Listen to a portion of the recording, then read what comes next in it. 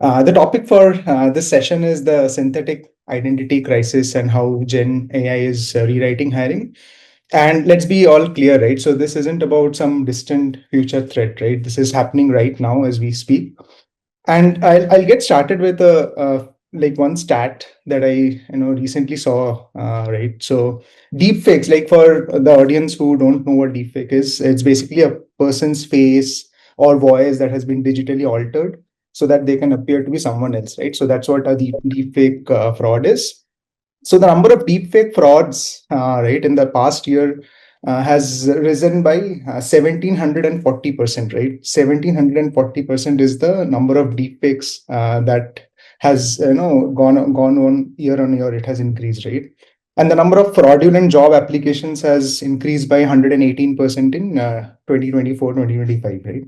So we are seeing candidates use AI to generate entirely fabricated identities, which may include fake credentials, AI written resumes, voice cloned interviews, right, and even deep fake videos that I just mentioned, right? So at Talview, we are on the forefront of this recruitment innovation, right? But we are again seeing the dark side of that innovation as well.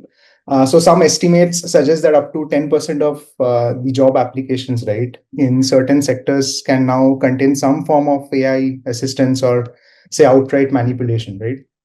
So now the question is like no longer is this candidate who they claim to be, right? That's foregone. So now it is like, is this candidate even a real person? That's what we are now encountering, right? And to help us navigate this challenge, I'm really honored to be joined by two exceptional experts. Aditi Rele, who brings over 16 years of experience at Microsoft, and currently she's leading the cloud and AI strategy in the office of the CTO for Asia. Aditya spent the last several years at the intersection of cloud innovation and AI transformation, giving her a unique perspective on how these technologies are evolving. And throughout this conversation, we'll also see how it is getting exploited as well, right? And we also have with us Sarosh Sabuddin, who's the Senior Director of Product Management at Pindrop. So Pindrop is a company that's pioneering voice security and fraud detection. Before Pindrop, Sarosh was the co-founder of a company called Dory, bringing large language models to venture capital. So he has spent years in the trenches of identity verification and fraud prevention. Right. So over the next 20 to 25 minutes, we are going to unpack what this crisis really looks like today, how Gen AI changes the rules overnight, and most importantly, what we can do to starting our Monday morning in order to identify and then get rid of this. Right. So with that, I'll just quickly dive right in. So let's start by making this real, right? So Aditi, Sarosh, we throw around terms like synthetic identity, AI powered fraud, but these can feel a little abstract, right? So I would love to hear from each one of you. When did you realize that this was not a theoretical problem anymore? What was the moment or the conversation or any example that comes to your mind that, hey, this is really happening? Is it and it's serious, right? So maybe Aditi will start off with you. Any example that comes to your mind?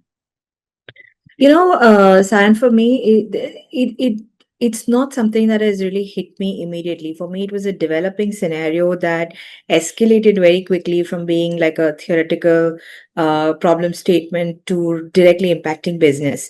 I have the opportunity to work with a lot of customers in India and in Asia.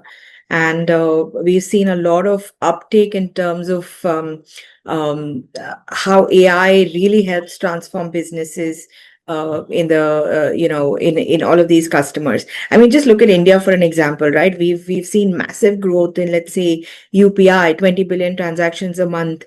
We're looking at Aadhaar based eKYC. We don't really go to banks, etc. All of this is actually a very fertile ground for fraud and deception. In fact, Right. RBI, a couple of quarters ago, RBI launched something called Mule Hunter, which is basically prevent situations like this. Even NPCI, which is what runs the UPI stack, they've created some sort of federated AI models to counter these threats.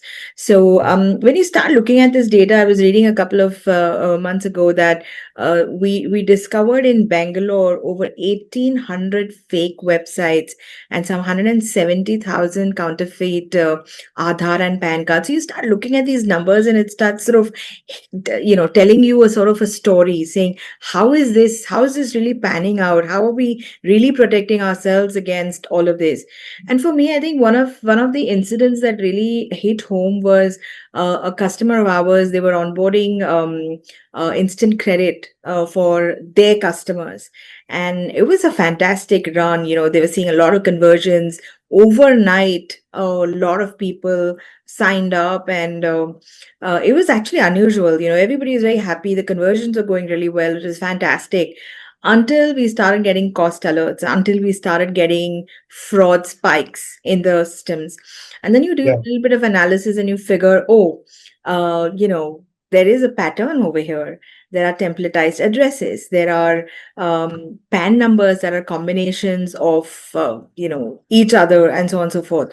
So when you see something that like that happen in real time, and then you're supposed to act like immediately. You're supposed to take action Yeah. immediately, prevent this. We sort of stopped the automated approvals. We made sure that everything was being checked, and what we lost, but some monies were there. So yeah, so when you start seeing this happening in your customer environments, that's when you take a step back and say, okay, these are not statistics anymore. This is really happening out there.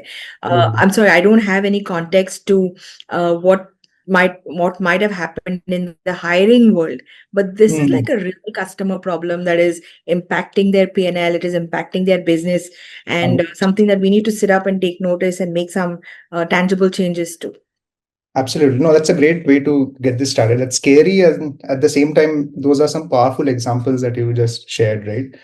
Sarosh, from the pin drop side, you're hearing from customers every day who are dealing with these sort of frauds, right? So, what was your kind of wake up call? If you can share some examples of that.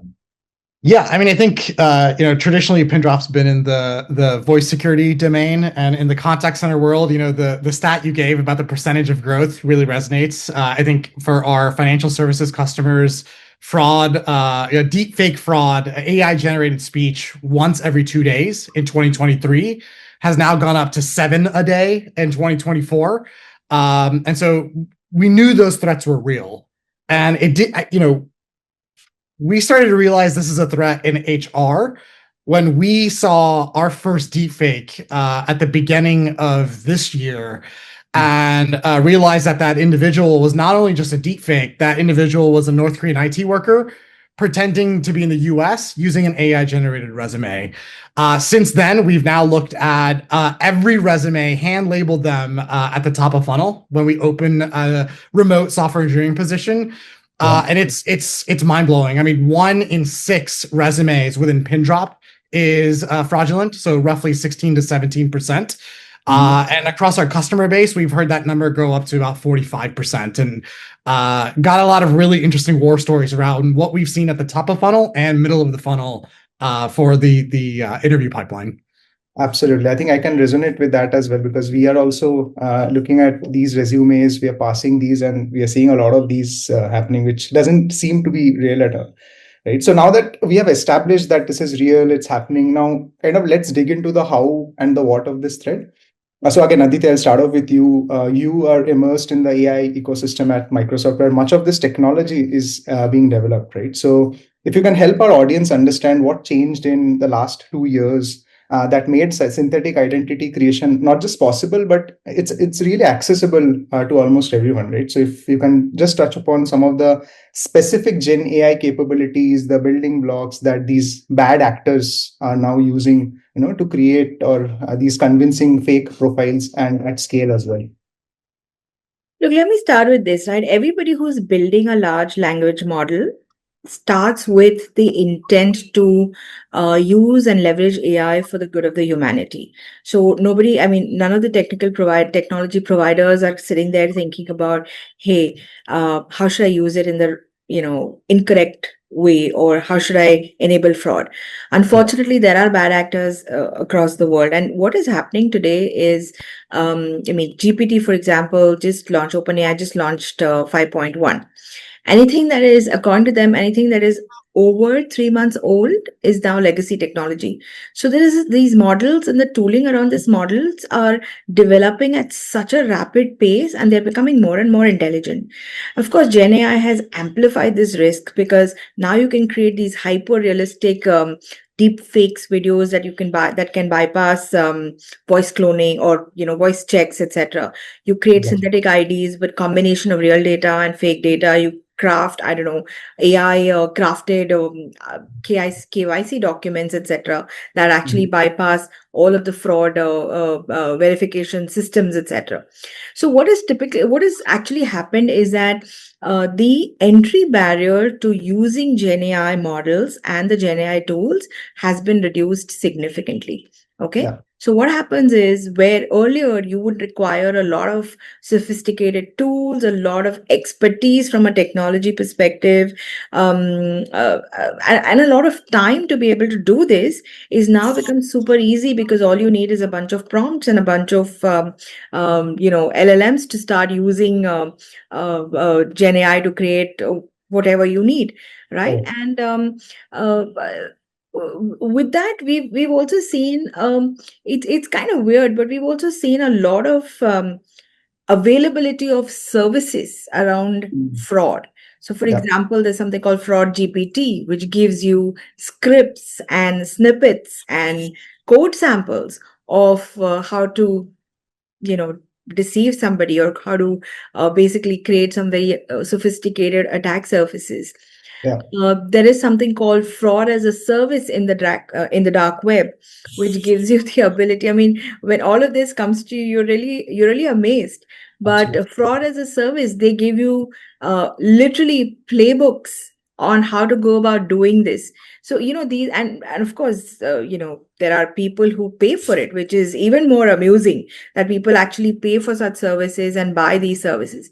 The other interesting shift that has happened is that earlier, Gen AI was all about text chat.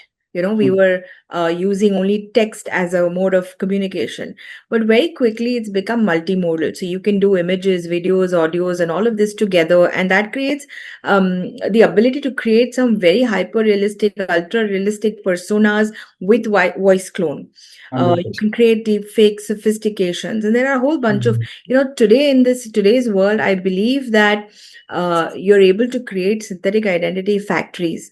And all of this is only sort of made it even worse with remote first work, and the ability to create. I mean, there are certain companies who insist on only virtual interviews now because of a lot of lot of issues related to when you meet somebody in person, and the biases related to that. So all of this has only accelerated all of this um, ability to create fraud with accessibility to Gen AI and Gen AI technologies. I personally believe that the whole concept of fraud has moved from being artisanal to an automated assembly line identity creation, which is saying a lot, because from sophisticated skills, you just become a commodity to be able to create fraud. So, yeah, that's what's going on in the world of AI today from a technology shift. No, that's some real examples that you just shared, and I can also resonate with this as well, because there are a lot of our customers who are coming back to us and kind of asking for help, right? If I can put it that way.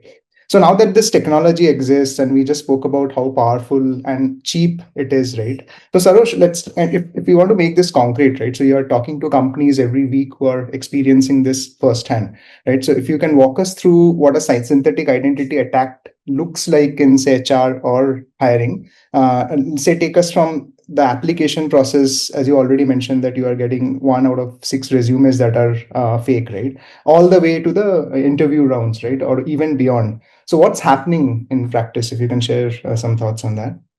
Yeah, absolutely. So let's use Pindrop as an example. Pindrop is a private company. Raised our Series D round back in 2018. I want to say we hire remotely, we interview remotely. Every time we open up a position for a software engineer, that position gets syndicated through things like Indeed, LinkedIn, our website, small percentage of referrals.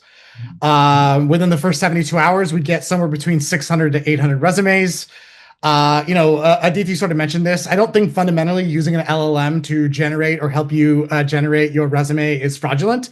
But what is fraudulent is pretending to be somebody you're not, right? And what we see a lot is shell companies on the resume, brand new LinkedIn accounts that have been created less than 6 months, LinkedIn accounts that don't have a lot of connections. I think a lot of those are really easy to find. Yeah. What gets harder is, the second step forward down, where you might have a phone number or an email address that matches an indicator of a compromise from a known sort of North Korean IT worker that might be listed on Mandiant or CrowdStrike. Those are sort of the easy ones to catch. When you get into the middle of the funnel, we're starting to see candidates who are I want to say about 41% are non-US, claiming to be in the US. I think because of the position of the US in terms of H-1B, I think that number is going to rise, right? People pretending to be in the US to get US allergies because it's harder to get jobs in the US as a foreigner. So 41%. When you take a look at the 41%, we find that over 30% of those are from Pakistan, 4% from Russia, 4% from Africa, large clusters from China. And then what's scarier is 1 in 343 are North Korean IT workers. And 1 in 4 of those are using deepfakes within the interview. What we've seen in our own interview process is 1 in 4 of them are doing face swaps. So, using somebody else's face to cover up their own. 1, because you don't want to be caught as a fraudster with your natural face. But 2, maybe you want to match the face with the government issued ID you have. One of the big cases that we found was a individual, just to round it out, was using a resume claiming to be in South Carolina. When he interviewed with us, we have a geolocation capability. His geolocation pinged in LA with a exit proxy node via an Astral VPN, which is a strong indicator that he's a North Korean IT worker. And number 3, on LinkedIn, he had a verified badge on LinkedIn.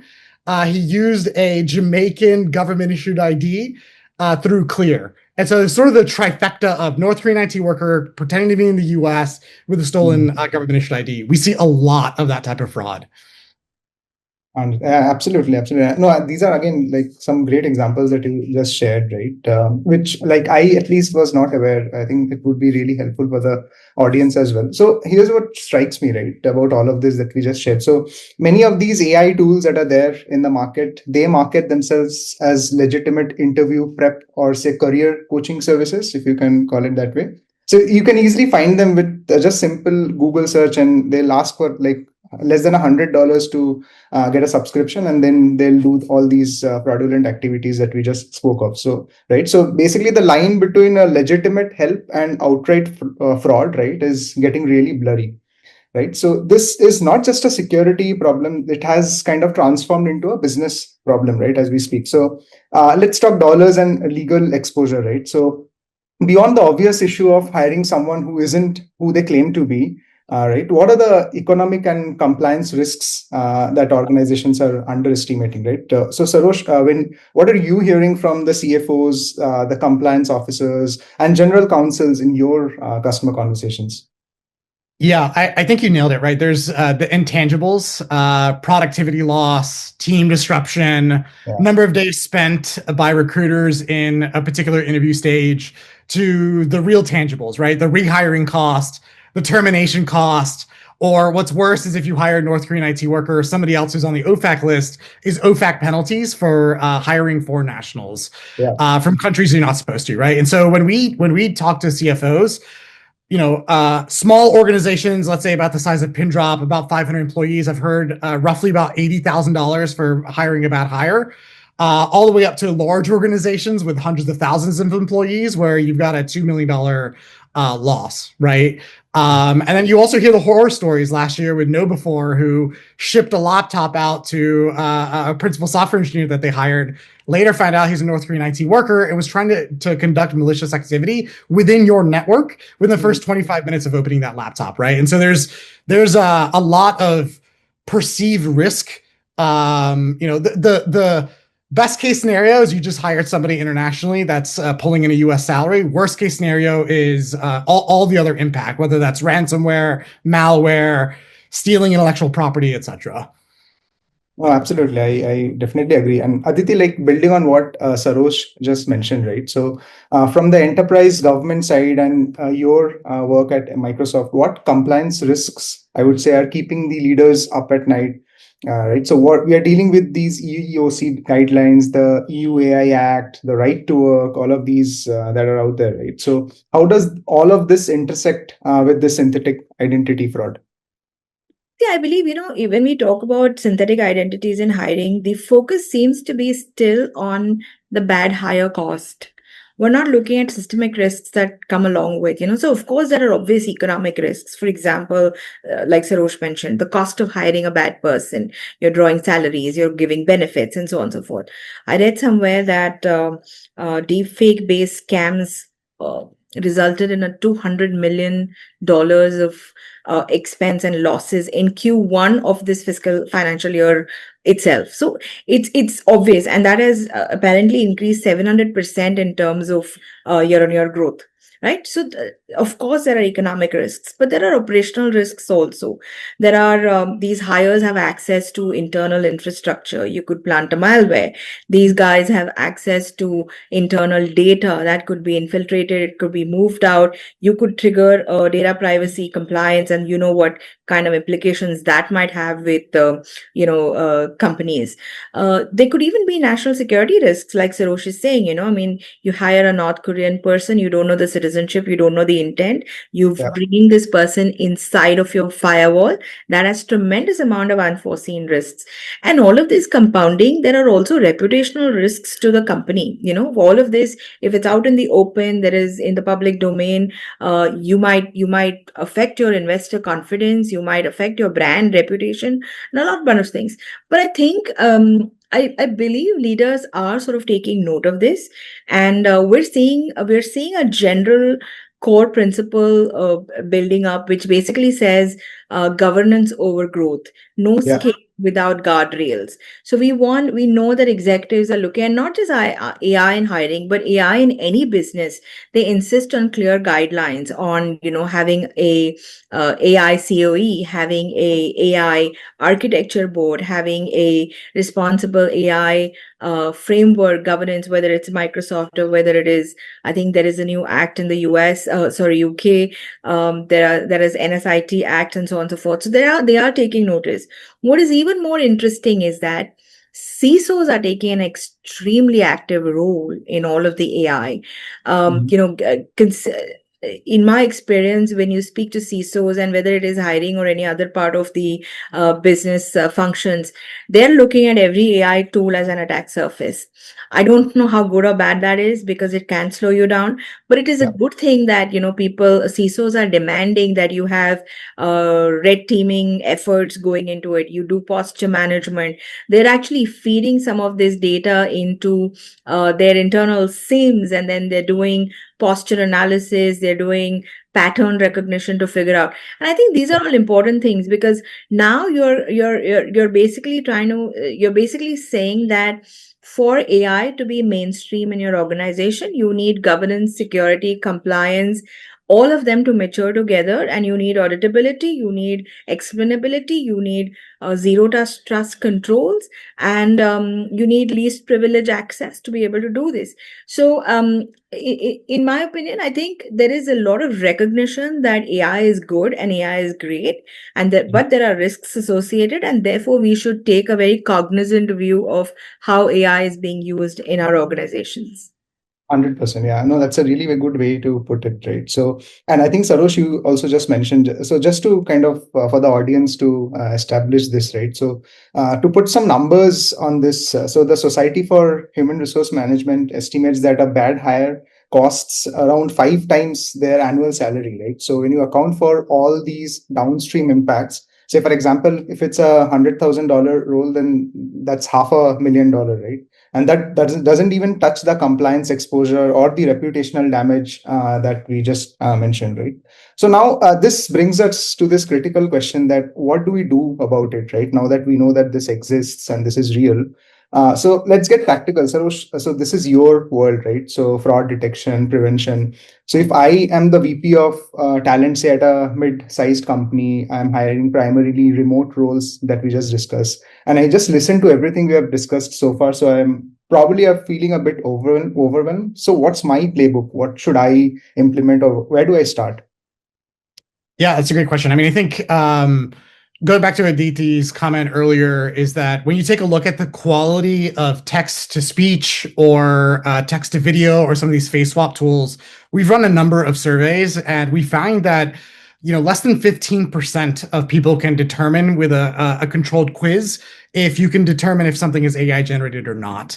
And then back to another thing Aditi mentioned, is that because security teams are getting really involved, they want enforceable automated controls for the full end-to-end pipeline for hiring, right? And and so I mean that's where folks like Pindrop come in, right? Where we've got tooling where you can either in real time analyze the participants as they're engaging to determine are you AI generated or not.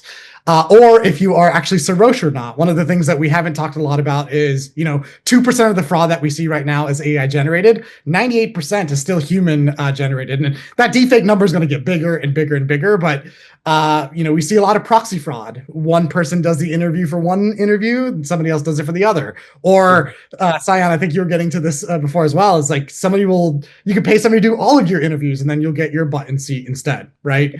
And so you need tooling that determines, are you, going back to your first comment, are you a real human? Are you the right human? Pindrop provides services for that. And I know, there are applicant tracking systems and other platforms that are trying to also solve it at the top of funnel on the resume side as well. And so I think a layered approach, top of funnel and middle of the funnel. And then ultimately you've got to do a background check with a government issued ID. And so you've got that bottom of the funnel security layer as well. Oh, brilliant. I think these are some of the practical steps that these organizations can take. But Aditi, here's the interesting paradox, right? So we are literally fighting AI we are using AI to fight AI, right? So say from Microsoft's responsible AI perspective, how should organizations think about AI powered detection without creating an arms race or say introducing new biases? So any frameworks, principles that should guide on how we build these defenses? See, this is a very complex question, Sayan, to be honest, right? Because I personally believe that the responsibility of making sure that AI is being used for the right reasons lies with the people who are making the AI. So, for example, somebody like a Microsoft or a Google or an OpenAI. It also lies with the customer who's leveraging the AI for the right reasons. I mean, I'm hoping they're leveraging it for the right reasons. And it also depends on the ecosystem. So guys like yourselves and Talview, guys like Sarosh and Pindrop, the guys who provide tooling, the guys who provide solutions to business problems. I think it's an ecosystem that needs to come together to ensure that we're using AI for the right reasons. At Microsoft, of course, we've sort of pioneered the responsible AI guidance right from the word go when we launched, anything to do with AI some 5-6 years ago. And of course, we've grounded that in terms of the principles we use. There are 6 principles which we're supposed to sort of learn and keep it ready. But it's responsibility, safety, privacy, security, transparency, accountability, and a whole bunch of all of them coming together. So it's tough to do that. But we've also defined pillars in terms of how we should, how customers should engage, whether it is discover, whether it is protect, whether it is govern. But I think the summary of all of this is that, before an organization starts on their AI journey, and it always starts with an experiment, let's see if it really works or let's see it's not, and then it goes to a certain extent. I think it is very important to put guardrails and governance frameworks in place. And that Yeah. should be the foundation of anything that you do with AI in any of your business functions. For example, in your case, for example, you need to have humans in the loop for critical decisions. That is the Yeah. core principle of our governance framework.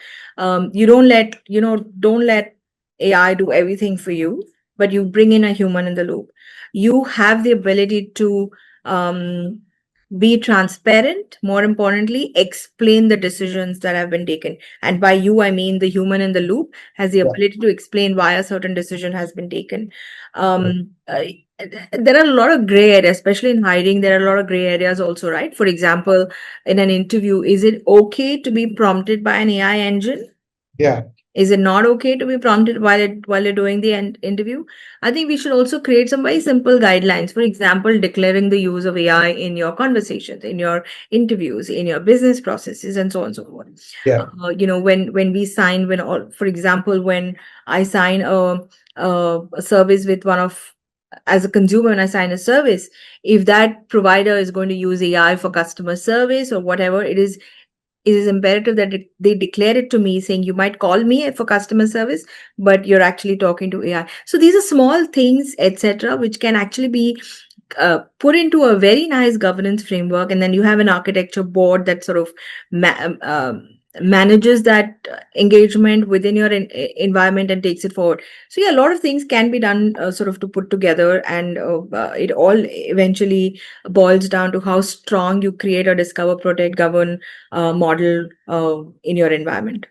100%. Yeah. So basically, what I'm hearing is that defense is absolutely possible.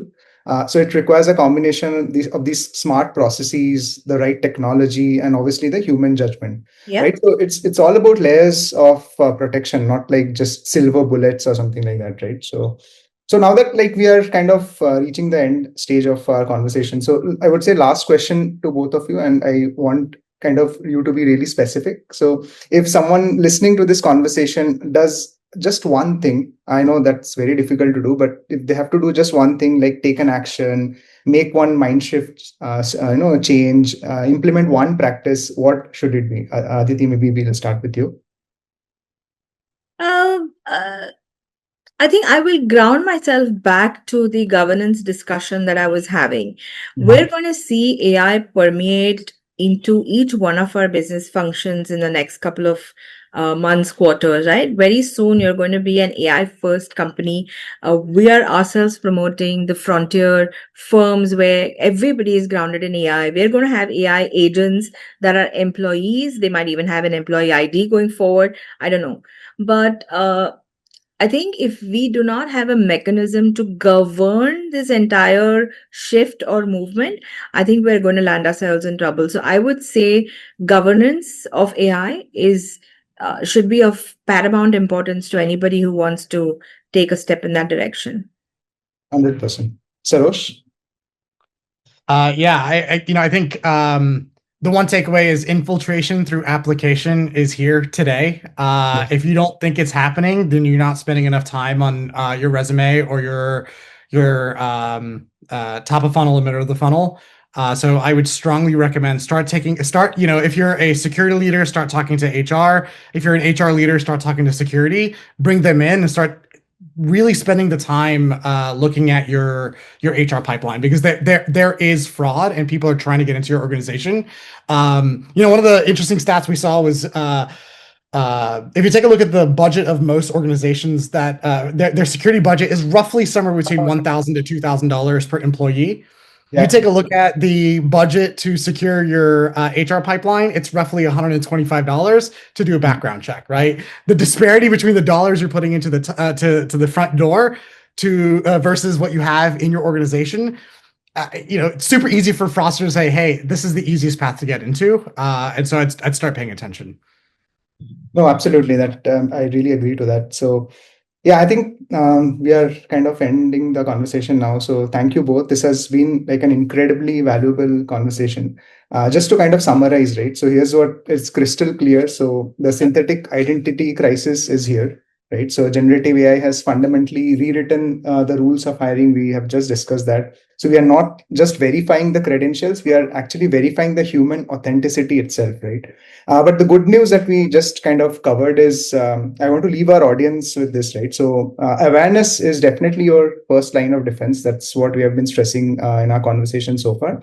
And our practical implementable solutions that are available in the market, like Sarosh was mentioning about Pindra.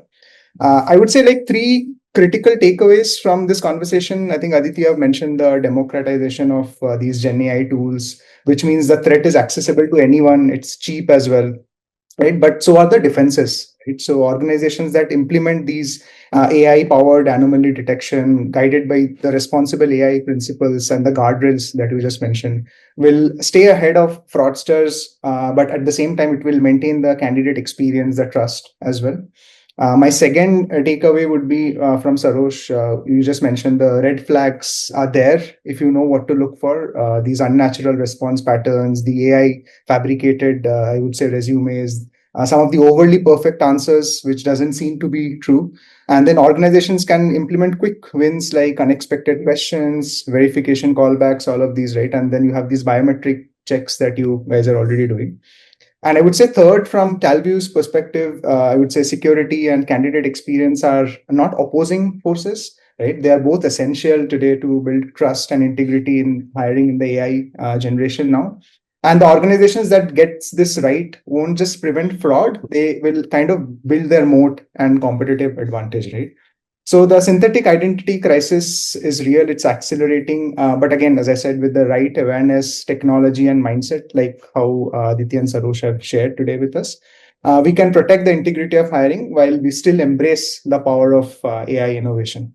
Right. So thank you all for joining us today for this session in our Interview Security Summit 2025. I would say stay vigilant, stay informed, and let's tackle this challenge together. Thanks for listening. Bye, everyone. Thank you. Thank you. Thank you, San. Bye.